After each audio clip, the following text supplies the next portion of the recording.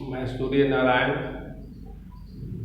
Board के examination को देखते हुए आज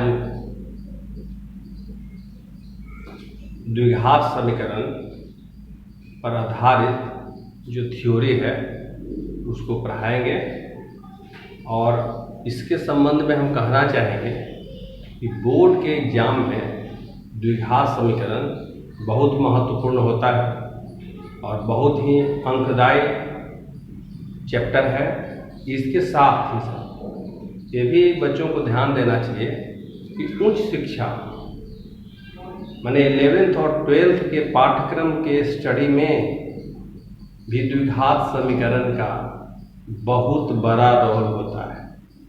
इसलिए जो बच्चे चाहते हैं कि 10th एग्जामिनेशन के बाद 11th-12th उच्च शिक्षा में अच्छा मार्क्स लाएं, अच्छा करें, तो उनको द्विघात समीकरण पर पकड़ बनाना होगा।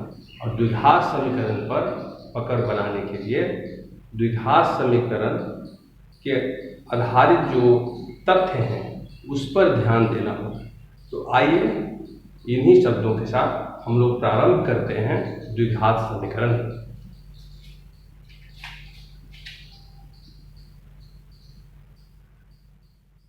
द्विघात समीकरण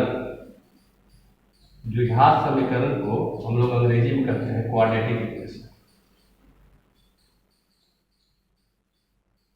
क्वाड्रेटिक इक्वेशन।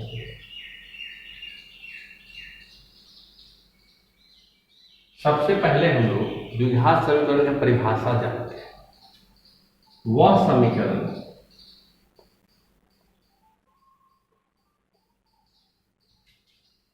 जिसका घात 2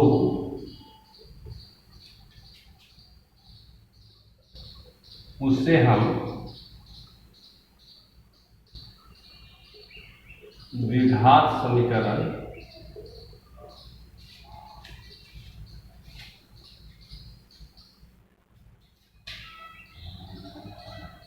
कहते हैं।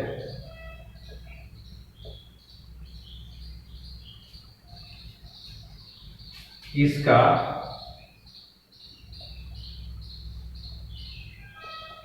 व्यापक रूप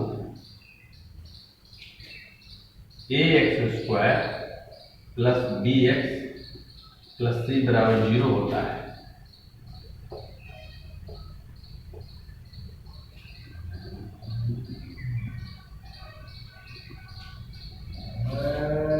जहां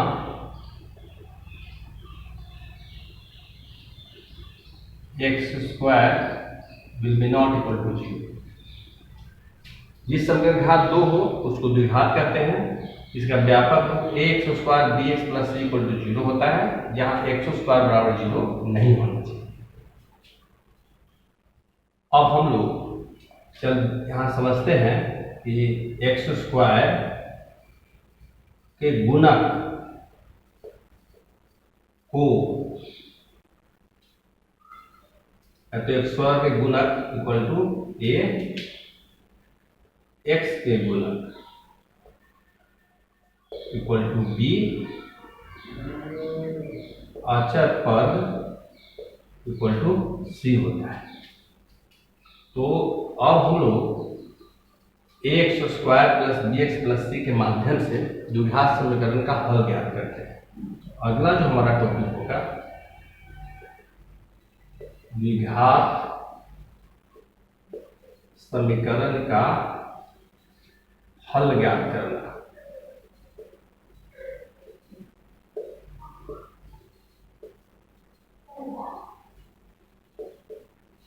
अब इसको हम लोग देखते हैं। तो ax² plus bx plus c equal to 0 जो कि व्यापक समीकरण है। अब इसमें हम दोनों तरफ dividing both sides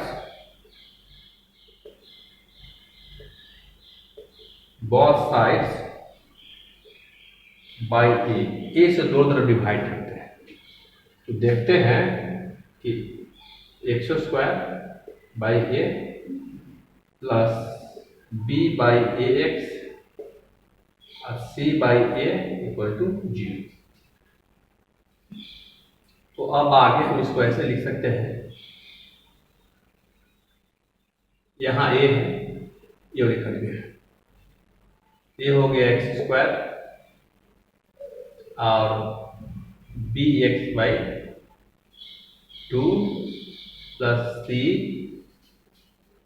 by a equal to 0। इसको हम लोग ऐसा भी लिख सकते हैं, यहाँ x का होल स्क्वायर प्लस यहाँ b है, तो इसको हम लोग पहले 2 खुद से मल्टीप्लाई करते हैं, क्योंकि हम चाहते हैं कि a प्लस बी के होल स्क्वायर के रूप में आ जाए। तो यहाँ जो bx है उसमें x को आगे लिख दिया, इससे कोई अंतर नहीं आएगा। इसके बाद हमारा b बाई, यहाँ b बाई ए होना चाहिए, तो ये b बाई ए हो गया। तो जब b बाई ए लिखे तो 2 से मल्टीप्लाई किए हैं, तो 2 से डिवाइड भी करना पड़ेगा। तो अब क्या करेंगे कि 2 से मल्टीप्लाई कर दिया और 2 से डिवाइड कर दिया, कोई अंतर नहीं आएगा। अब हम लोग इसका स्क्वायर यानी कि b बाई 2a का होल स्क्वायर से ऐड कर दिए और b बाई 2a का होल स्क्वायर सब्ट्रैक्ट कर दिए, और जो c बाई ए था उसको वैसे ही हम छोड़ दिए। और फिर समझ लेते हैं, ये दिया हुआ था, ये इसमें हम x को आगे किए और 2 से मल्टीप्लाई किए, 2 से डिवाइड किए। अपने मन से जितना जोड़े हैं उतने घटा दिए, कोई अंतर नहीं आएगा। और c बाई ए जो था उसे रहने दिए। अब हम लोग इसको आगे देखते हैं, यहां हो गया x का होल स्क्वायर और 2x b बाई 2a, इसके बाद b बाई 2a का होल स्क्वायर, और बाकी यहाँ के बाद जो है उसको हम उस तरफ ले आते हैं, तो हो जाएगा b स्क्वायर बाई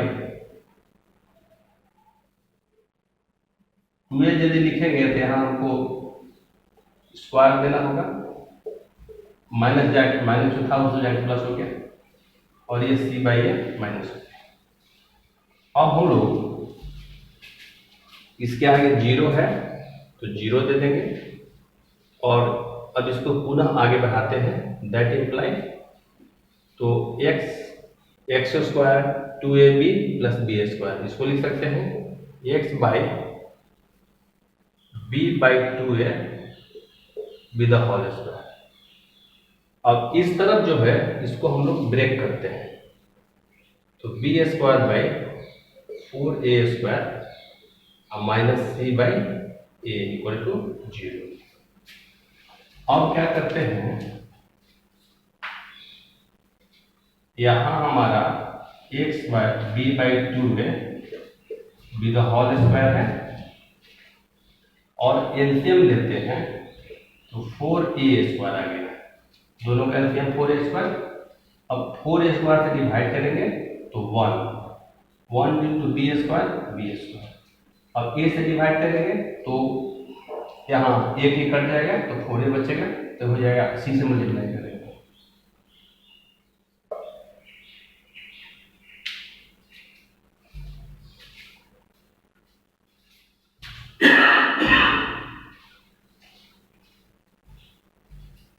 यहाँ पर जो 0 है नहीं होगा, यहाँ भी 0 नहीं होना चाहिए,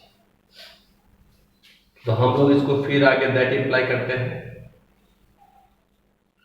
तो अब जो है यहाँ स्क्वायर को ब्रेक करेंगे, तो स्क्वायर को जब ब्रेक करेंगे तो x plus b by 2a, तो उस तरफ जब जाएगा तो रूट हो जाएगा b स्क्वायर माइनस 4ac, अब y में 4a²। अब हम लोग इसको एक बार और मल्टीप्लाई करते हैं, तो यहाँ पर x plus b/2a equal to b² minus 4ac। यदि रूट से बाहर करेंगे तो 4 का वर्गमूल 2 a² करिए, तो ये हो गया 2। अब हम इसको जो है लिख सकते हैं कि x इक्वल टू, इसको ले आएंगे उस तरफ तो हो जाएगा माइनस b/2 और रूट के आगे होता है प्लस माइनस, तो ये हुआ b² माइनस 4ac। अब y में 2। अब क्या करेंगे कि यहाँ से हम लोग यहाँ x इक्वल टू इन दोनों का एलसीएम लेंगे, तो हो गया 2a। तो यहाँ माइनस b प्लस माइनस और b² माइनस 4ac। फिर एक दैट इम्प्लाई लिखेंगे, आगे बढ़ाते हैं इसको। तो x का 2 वैल्यू होगा, तो पहला जो वैल्यू x का होगा उसको हम लोग x equal to minus b plus इसको b² minus 4ac root under अब y में 2 है, तो इसको हम लोग अल्फा कह सकते हैं। अल्फा बगल में कर देंगे से, इसको अल्फा कहा। तो यहाँ हम लोग x के जो वैल्यू निकाले हैं उसमें प्लस साइन दिया है, तो इसको हम लोग कर सकते हैं अगेन। तो x इक्वल टू हो जाएगा minus b minus b² minus 4ac अब y में 2। इसको हम लोग बीटा कह दिए, बगल में हो जाएगा से, इसको माने बीटा।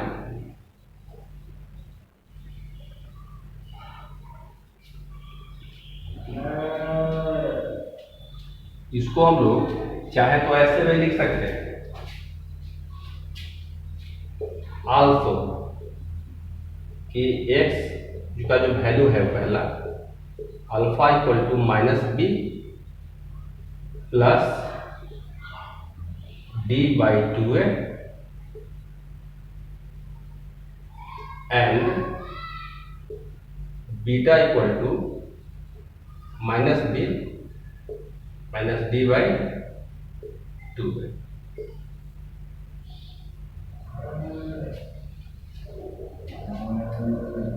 जहां d इक्वल टू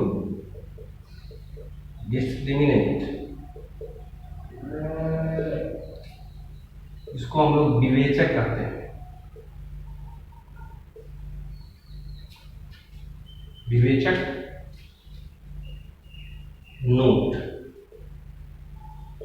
द्विघात समीकरण का मूल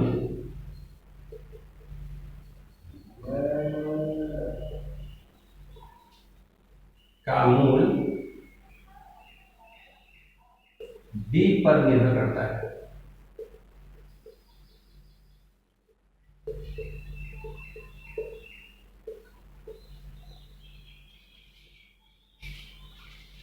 इसलिए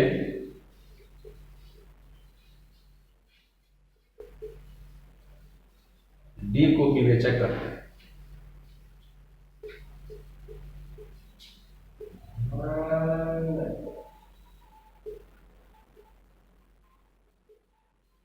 तो अभी हम लोग द्विघात समीकरण का हल ज्ञात किया,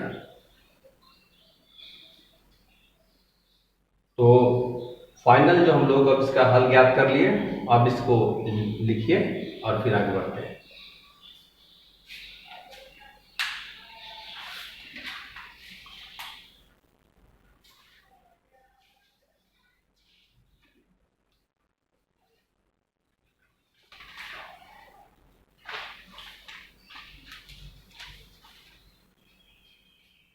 अब लिख लिए होंगे। अब इसको मिटा देते हैं।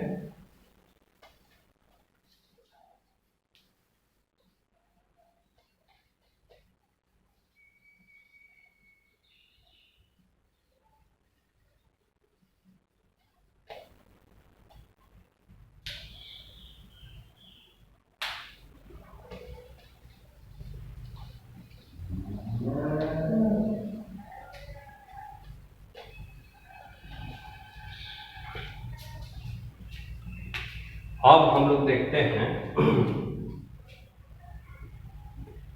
यदि अल्फा प्लस बीटा, अब हम लोग अल्फा बीटा मतलब दोनों मूल को जोड़ते हैं। Minus b plus d by 2a minus b plus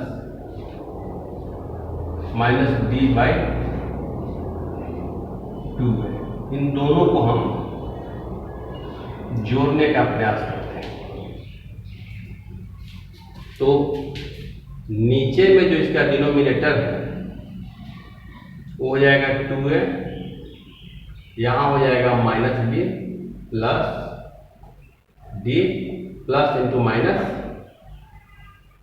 minus b minus root d, root d cut जाएगा।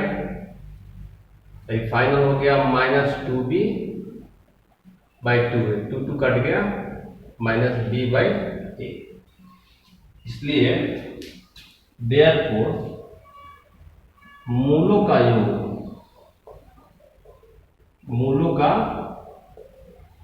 योग equal to alpha plus beta equal to minus b by a. एक हमको रिजल्ट प्राप्त हुआ।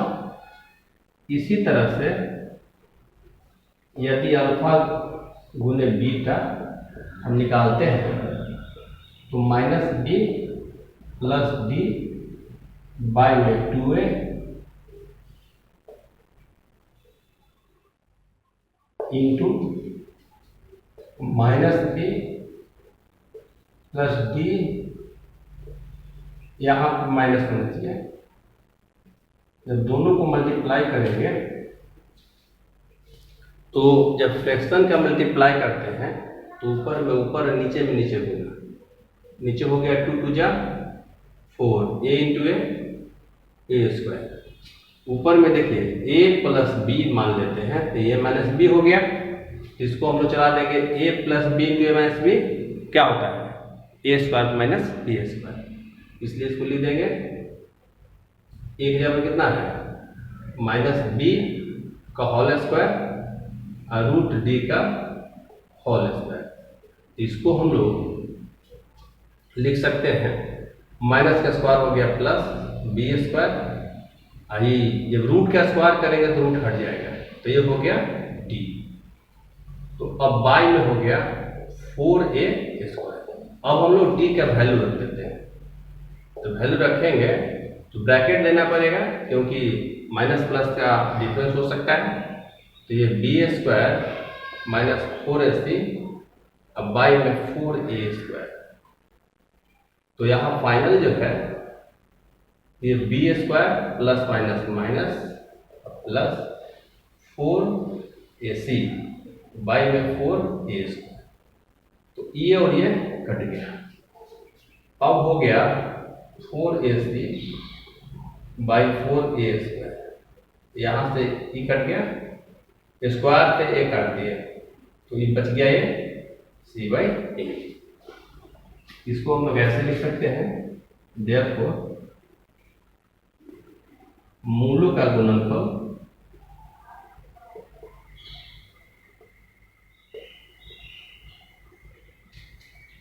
इक्वल टू अल्फा गुने beta equal to c by a.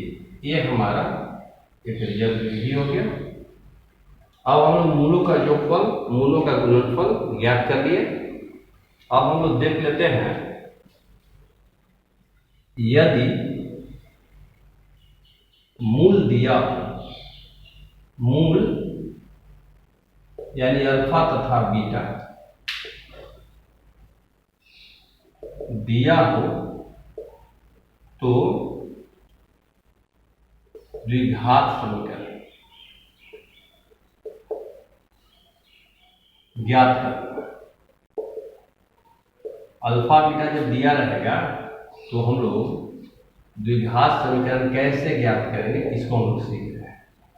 ये हो जाएगा x square minus alpha plus beta into x plus alpha गुणे beta equal to 0।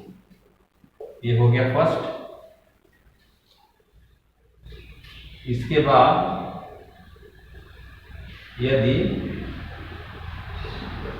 मूल दिया हो तो द्विघात गुणनखंड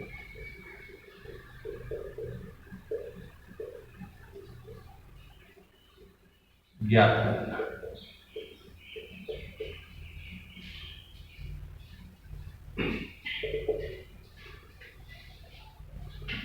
ए into x minus alpha into x minus beta equal to 0।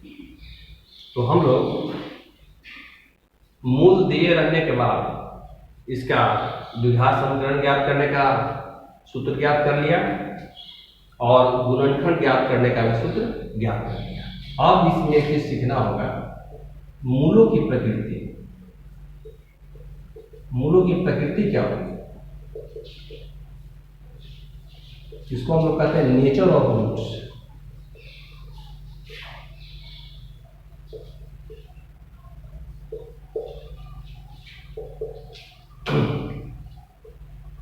यदि d ग्रेटर देन 0 हो तो मूल वास्तविक एवं समान होंगे।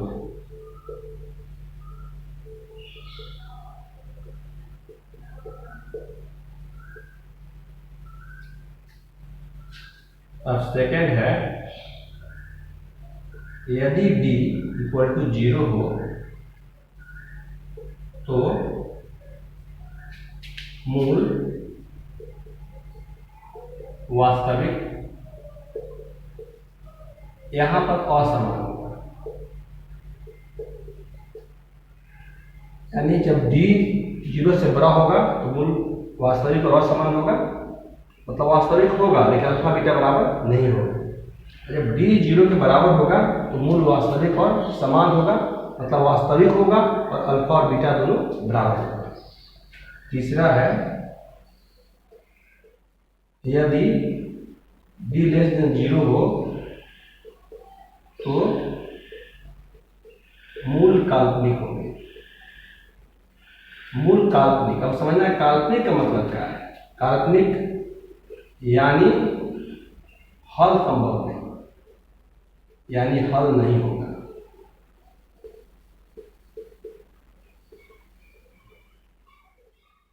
हम लोग मूलों की प्रकृति देख लिए कि जब d 0 से बड़ा होगा तो मूल वास्तविक और असमान, मतलब कि वास्तविक होगा और अल्फा बीटा बराबर नहीं होगा, और d जब 0 के बराबर होगा तो वास्तविक होगा और अल्फा बीटा बराबर होगा, और d के वैल्यू 0 से छोटा होगा तो ये काल्पनिक होगा, यानी कोई हल नहीं होगा।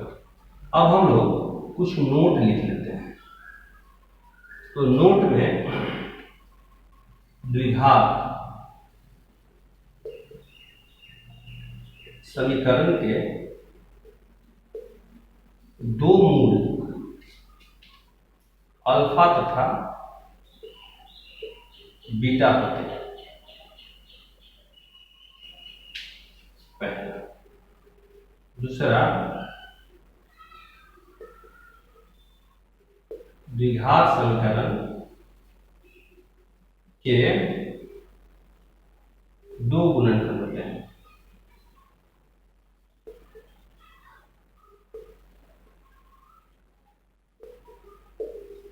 तीसरा, द्विघात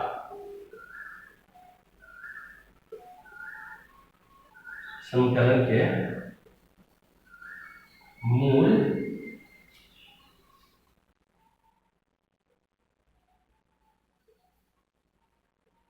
रूट्स द्विघात समीकरण के मूल रूट्स को शून्य जीरोज भी कहते हैं। चौथा, समीकरण का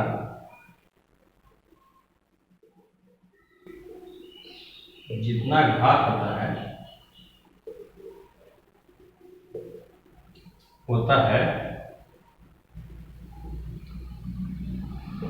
उतना ही हल तथा गुणनखंड होता है।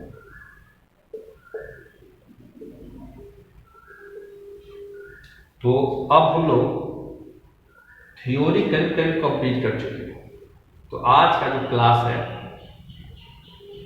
यहीं पर समाप्त करना चाहेंगे। उससे पहले हम आप सभी लोगों से कहना चाहते हैं कि द्विघात समीकरण को अपना बनाने के लिए, इस पर पकड़ बनाने के लिए इन सारे तथ्यों को दिमाग में रखें एवं इस पर आधारित जो प्रश्न है जो एनसीईआरटी की पुस्तक में दिया हुआ है उसको आप अपने से जितना हो सके हल कीजिए। जो नहीं सोल्व होगा अगले क्लास में हम लोग सोल्व करेंगे। तो अगले क्लास में द्विघात समीकरण पर आधारित प्रश्नों को हल किया जाएगा। तो यहीं पर अब हम इस पाठ को समाप्त करते हैं।